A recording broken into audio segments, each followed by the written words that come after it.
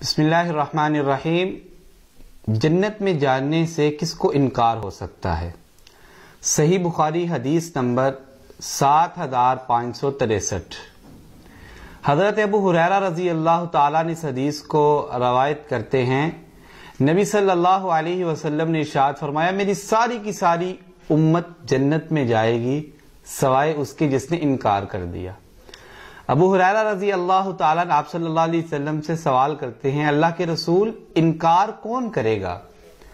نبی صلی اللہ علیہ وسلم نے اپنی زبان نبوت سے ارشاد فرمایا، وہ بندہ جو میری اطاعت کرے گا وہ جنت میں جائے گا، اور جو میری اطاعت یعنی میری نافرمانی کرے گا وہ جنت میں نہیں جائے گا، اور وہی انکار کر رہا ہے کہ میں جنت میں نہیں جاؤں گا۔ اللہ تعالیٰ سے دعا ہے کہ اللہ تعالیٰ مجھے اور آپ سب کو نبی صلی اللہ علیہ وآلہ وسلم کی سنتوں کے مطابق اپنی زندگی کو بنانے کی توفیق عطا فرمائے۔